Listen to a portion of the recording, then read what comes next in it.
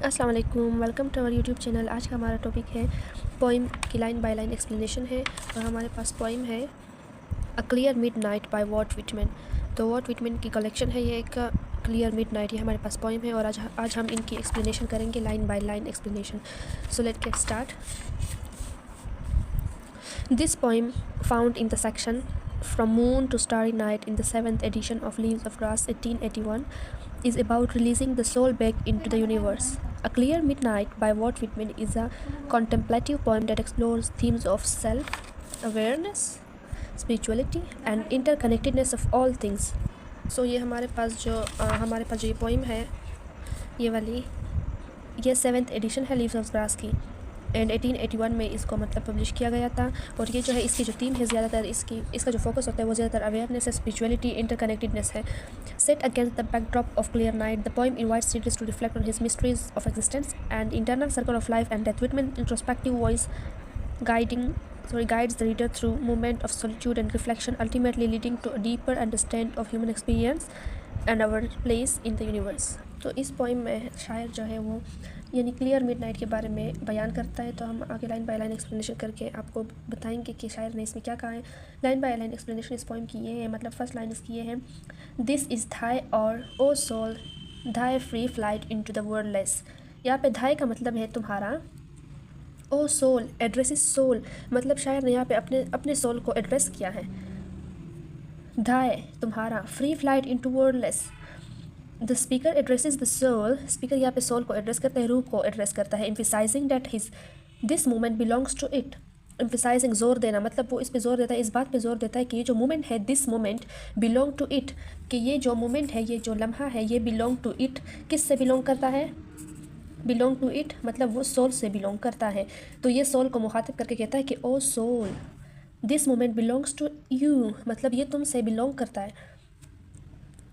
The soul is invited to soar beyond the limitation of language and enter between words. The soul is invited to soar beyond the limitation of language, soul को invited किया गया है यहाँ पे to soar beyond the limitation of language, मतलब soar mean चढ़ना और ज़ुबान को कहते हैं, मतलब लैंग्वेज की जो लिमिटेशन है उसके बियॉन्ड को सोल को इन्वाइट किया गया कि मतलब उसे बताया गया कि लैंग्वेज की जो लिमिटेशन है इसके बियॉन्ड को मतलब उसको देखा जाए, मतलब and inter a realm between words, और एक दाखिल किया जाए एक दायरा, रियलम दायरा बियॉन्ड द वर्ड्स के बियॉन्ड, मतलब सोल को इन्वाइटेड किया गया है कि मतलब कहा गया है कि ये जो लम्हा है, ये जो वक्त है, ये जो मोमेंट है, ये बिलोंग करता है आपसे, मतलब आप पर बिलोंग करता है, रात के तारीकी को कहा गया है यहाँ पे।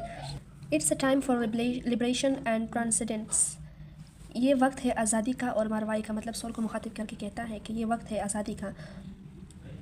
सेकेंड लाइन में क्या कहता है, away from books, away from arts, the day erased the lesson done, मतलब बुक से दूर, आर्ट्स से दूर, the day erased mean remove करना, ख़त्म होना, डे जब दिन जब ख़त्म हो जाता है, द लेसन डन, लेसन जो होता है वो हो जाता है, ख़त्म हो जाता है। तो इसकी मतलब एक्सप्लेनेशन ये है, the soul is encourage to move away from intellectual pursuits books and artistic creation. Soul जो है इसको इनकरेज किया जाता है, इसको कहा जाता है away from intellectual pursuits, intellectual mean दानिश्वर एंड परसूट्स मीन ताकब, मतलब इसको कहा जाता है, इनकरेज किया जाता है कि इससे मतलब दूर हो। एंड आर्टिस्टिक क्रिएशन सब कुछ ख़त्म जब हो जाता है रात की तारीकी में, तब मतलब सब दिन जो होता है वो ख़त्म हो जाता है, लेसन डन हो जाते हैं। तो ये मतलब आर्टिस्टिक क्रिएशन से दूर बात है, मतलब दूर की बात है यहाँ पे। The day experiences are wiped clean, दिन के जितने भी एक्सपीरियंसेस हैं वो वाइप्ड क्लीन ख़त्म हो जाते हैं, साफ़ हो जाते हैं। And any lessons learned are completed, और जो भी लेसन हमने सीखा है या सीखा होता है, मतलब पूरे दिन में हम जो भी लेसन सीख लेते हैं वो कंप्लीट हो जाता है, ख़त्म हो जाता है, दिन के साथ ही ख़त्म हो जाता है। This suggests are departure from the material and mundane, departure mean रवानगी, मटेरियल मवाद, एंड मंडेन मीन दुनियावी, दुनिया को कहते हैं, दुनियावी सामान, दुनियावी चीज़ें। This suggests departure from material and mundane, मतलब ये क्या करता है, ये सजेस्ट करता है दुनियावी मटेरियल से रवानगी, मतलब दुनियावी जितना भी वो होता है इन सब से रवानगी को सजेस्ट करता है यहाँ पे। थर्ड लाइन में क्या है, the fully forth emerging silent gazing pondering, the themes thou lovest past, धी तुम एंड इमर्जिंग उभरता हुआ, गेजिंग मीन खोना खोना, पॉन्डरिंग गौर करना, धो तुम।